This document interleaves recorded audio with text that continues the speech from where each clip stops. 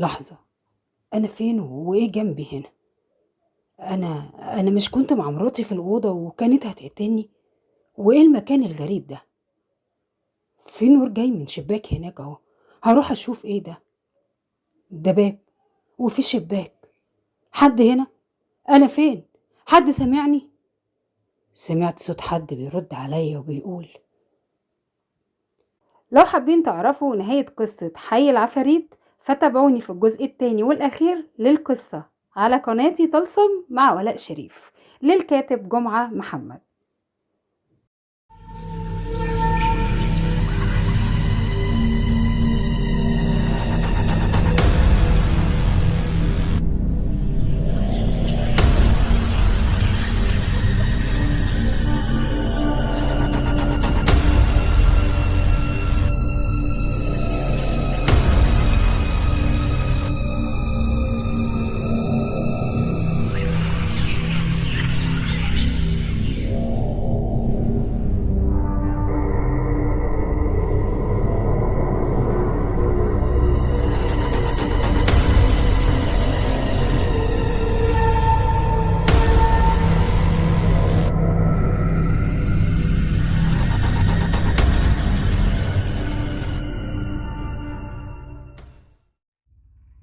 طبعا فاكرين أنا مين.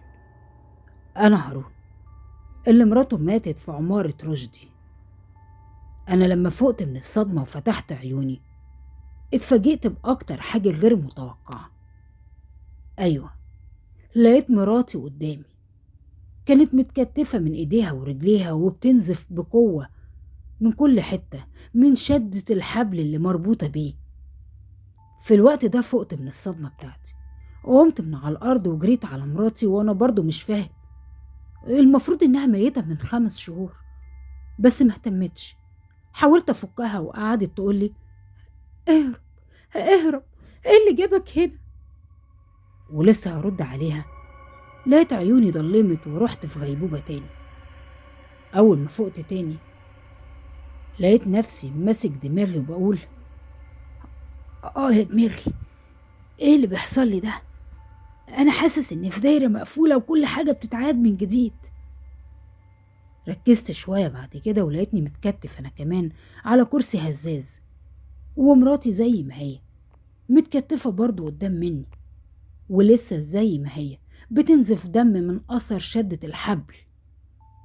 لاحظت تحت الكرسي اللي مربوطة عليه غربان سودا بتمد المنقار بتاعها على قطرات الدم وبتشربها. وفجأة هجم عليها قطتين خوفوهم وبقوا يلحسوا مكانهم الدم. بقيت مش عارف أعمل إيه. الدنيا حواليا لونها مختلف زي الأبيض والأسود، ملهاش لون. هدوء رهيب، مفيش غير صوتي أنا وبس. المهم قعدت أصرخ بقى على صوتي: الحقوني، حد يلحقني، بنموت، أيوة يا بشر يا اللي هنا. ولكن لا حياة لمن تنادي. ما كنتش عارف احنا بالليل ولا بالنهار. انا من قلة حيلتي قعدت ابكي وانا ببص لمراتي عشان مش عارف اساعدها ولا اساعد حتى نفسي. وانا قاعد ببص عليها ايقنت وقتها انها ممكن تكون نهايتنا هنا. هنموت لا محالة، هي مسألة وقت مش اكتر. جه قدامي شريط ذكرياتي، افتكرت كل ايامنا الحلوة انا وريتال وحياتي معاها. الدموع ما زالت بتنزل من عيني. افتكرت يوم خطوبتنا ويوم جوازنا وضحكتها اللي كانت بتخطف قلبي، وكسوفها مني لما اتعرفنا على بعض أول مرة. قلت في نفسي: ازاي يا جاحد القلب قدرت تمد ايدك عليها بس وتضربها؟ يا ريت ايدك دي كانت اتقطعت قبل ما تتمد على أجمل إنسانة في الدنيا. بس هيفيد بإيه بقى الندم؟ ما هو انت السبب في كل حاجة، انت سبب كل اللي بيحصل دلوقتي، انت الفساد بذات نفسه يا هارون، وذات البكا بتاعي. بس قطع كل ده الباب اللي اتفتح فجأة ولقيت ال3 بنات داخلين علينا. بصراحة هيئتهم تخطف القلب من أجمل ما رأيت. مناظرهم مغرية قوي، لابسين ملابس خليعة يعني مش تمام. المهم دخلوا قربوا من مراتي وهي متكتفة وفوقوها من الإغماء. بدأت تفتح عيونها وأول ما شافتني هبت وفضلت تبكي وقالت: هارون حبيبي، ربطني ليه؟ عايزين مني ايه؟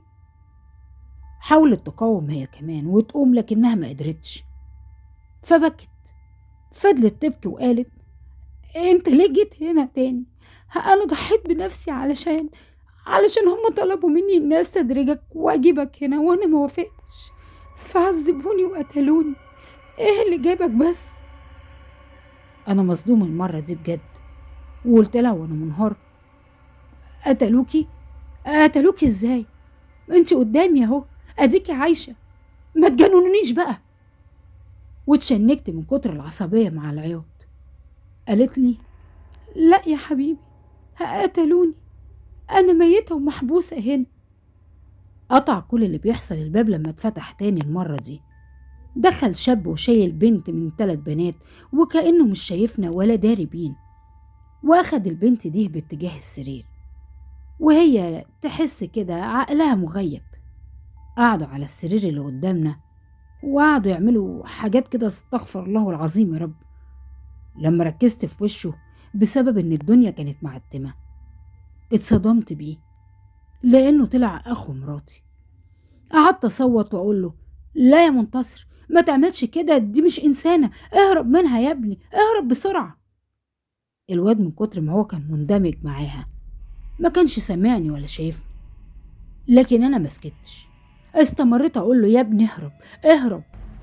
بس فجأة لساني اتربط وكأنه اتشل حرفيا. بصراحة معرفش جبت القوة دي منين، ولما لقيت مفيش فايدة والواد هيضيع، قمت بعزم ما عندي واتحركت ناحيته عشان ألحقه. لقيت القطتين سابوا دم مراتي وقربوا منتصر، وعملوا حاجة غريبة عن العقل، بقى يخرجوا من بعضهم قطط تانية وكأنها بتستنسخ، بقى يخرج منهم مجموعة كبيرة جدا. هجموا على منتصر وبقوا ينهشوا في لحمه وياكلوه. أنا ما استحملتش بشاعة المنظر وهم بياكلوه، أكلوا عينه ولسانه وأعضائه الحساسة كلها. لقيت نفسي برجع كل اللي في بطني، وخرج وسط القيء، خرج من بقي تعبان اسود. أول ما لمس الأرض لقيت القطط كلها خافوا وجريوا منه. بدون سبب التعبان استمر يمشي لحد ما وصل للجمجمة بتاعت منتصر اللي هي كانت متبقية من جسمه، وتلف عليها. الغريب ان التعبان نطق واتكلم. ايوه اتكلم، انا سامعه بوداني بيقول لجمجمة منتصر: عشان تبقى تبطل تروح للمقابر مع أصحابك وتطلعوا جثث الأطفال والستات الميتة جديد وتمارسوا معاهم الجنس.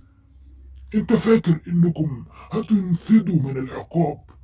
من حظك الاسود وقعتوا مع قابلتين احنا بنعتبر نفسنا غضب الله على الارض.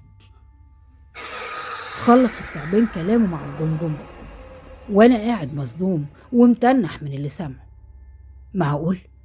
معقول يا ناس منتصر كان بيعمل كده؟ ما لقاش غير الاموات وينتهك حرمتهم؟ استغفر الله العظيم يا رب. مراتي من صدمتها وهي سامعه الكلام ده وحقيقه اخوها اللي عرفتها سكتت وبصت على الارض. ببص لقيت التعبان قاعد وباصص لي قوي. فضلنا باصين لبعضنا فتره، وبخ كده فجاه حاجه من بقه جت في عينيا، خلتني رحت في ذكرياتي السودة. لقيت ذكرياتي بتتعرض قدامي، مراتي لما ضربتها وشتمتها بالأم مع إن أمها ميتة، وشفتها لما نزلت الشارع، وشفت الذل وهي بتبكي والدنيا ضلمة حواليها، وأنا اللي كبرت دماغي وما هنش عليا حتى أنزل وأدور عليها. أهو ضاعت مني وماتت، وأنا معرفش أنا كمان ميت ولا عايش. لقيت نفسي بتسحب من كل ده ورجعت تاني للغرفة ومراتي، بس التعبان اختفى. وجم هنا ال3 بنات دخلوا تاني، المرة دي ماسكين في ايديهم راس اختهم الرابعة وهي مقطوعة، اللي المفروض انها عايشة. والست اللي قابلتني دي لما كنت واقف مع البواب لقيتها داخلة وراهم وعينها مبيضة وشعر راسها الشايب واقف زي ما يكون متكهرب، سنان بقها بارزة، منظرها أرعب من البنات نفسهم. حسيت بحرارة وضيق نفس وخلاص هموت من اللي شايفه. اللي صدمني أكتر بقى لقيتهم قربوا من مراتي والست الكبيرة دي، مسكت راس البنت المقطوعة، لغوطوا صوابعهم في دمها، ورسمت على جبين مراتي راس ثور وحواليها نجم، وقالت لها: قومي يا رهوات. مراتي فجأة قامت من مكانها، والحبل اللي كانت متكتفة بيه ساح لوحده، ساح واتقطع، ولقيتها وقفت وخرج من راسها قرون عكس الاتجاه. عيونها فجأة اتشقت بالطول وجت تقرب مني، بقت تقرب ووشها يرعب اللي قلبه جبل. قربت أكتر وأكتر، وأول ما وصلت عند وشي فضلت تبص جامد في عيوني وفتحت بقها. كان جواه زي نار طالعة ووسطها عقارب وحاجات ما تتوصفش، ولقيتها زي ما تكون بتشفطني. أيوة، زي ما جه في دماغكم حرفيا، بتسحب روحي جوا بقها، وأنا حسيت بمليون ضربة سيف بيضربوا جسمي، ألم مع صريخ: الحقوني، روحي بتطلع يا ناس. اتبدل المكان فجأة، والمشهد هنا اختلف. ايه ده؟ لحظة، أنا فين؟ وإيه جابني هنا؟ أنا مش كنت مع مراتي في الأوضة وكانت هتقتلني؟ وإيه المكان الغريب ده؟ في نور جاي من الشباك هناك، لما أروح أشوف إيه ده؟ إيه ده كمان؟ ده باب وفي شباك. حد هنا؟ أنا فين؟ حد سمعني؟ لو حد سمعني يرد عليا. سمعت صوت حد بيرد عليا وبيقول: اسكت بقى وكفاية دوشة يا مريض رقم 4، دماغنا وجعانة وعايزين نرتاح من قرفكم بتاع طول اليوم. مريض؟ مريض مين؟ وايه اللي بيحصل؟ طيب انا فين؟ حد يقول انا فين؟ فجأة لقيت واحد جسمه ضخم ووشه استغفر الله العظيم يا رب باين عليه انه غضبان، لابس لبس ممرضين بتوع المستشفيات. اول ما جه ضرب الباب اللي انا وراه برجله، قمت انا وقعت على الارض. بقول له: بالراحة يا عم، انا عملت لك ايه يعني؟ انا فين؟ ومراتي فين؟ ومنتصر مات، انتوا عرفتوا؟ حد يفهمني انا جيت هنا ازاي؟ الممرض هنا رد وقال لي: يا عم انت معانا بقالك سنتين محجوز في المستشفى الأمراض العقلية والنفسية، يعني بالبلدي كده انت هنا باعتبارك من حالات الخنقة. هتستعبط ياض؟ بقولك ايه، لو سمعت صوتك تاني هطلع روحك في ايدي واخلص منك. نام زي بقية المرضى ما تقرفنيش. وخرج بعدها وقفل الباب وراه. انا سمعت كلامه من هنا، ومن الصدمة لقيت رجلي مش شايلاني. اترميت على السرير وببص على هدومي اللي لسه ما لاحظتهاش غير دلوقتي، لقيتني لابس لبس المجانين فعلا. يعني ايه؟ انا كل ده بتخيل؟ طب ازاي؟ طيب وريتال مراتي ماتت بجد ومنتصر؟ لا لا لا لا لا، انا مش هسكت، لا مش هسكت، لازم اتصرف. انا مش مجنون، خرجوني خرجوني، انا مش مجنون. انا بقول لكم اهو، انا مش مجنون، بقول لكم خرجوني. عايز مراتي يا ريتال، ما تسيبنيش يا ريتال، خرجوني بقول لكم.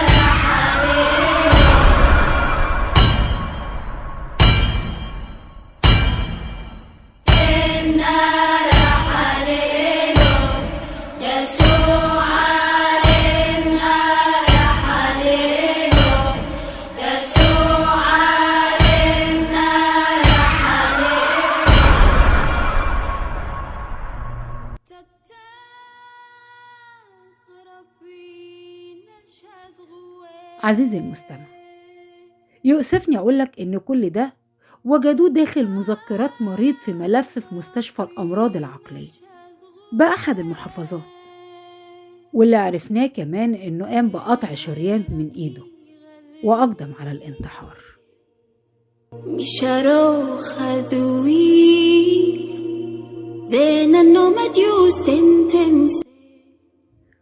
لو فضلتوا معانا لآخر الحلقة وعجبتكم ما تنسوش تعملوا إعجاب للحلقة على الجزء التاني والأخير لقصة حي العفاريت. لو أول مرة تشوفوا قناتي وعجبكم المحتوى فما تنسوش تشتركوا وتفعلوا زر الجرس على الكل علشان يوصل لكم مني دايما إشعار بكل حلقة جديدة بتنزل. كنتم مع ولاء شريف في قناتي طلسم.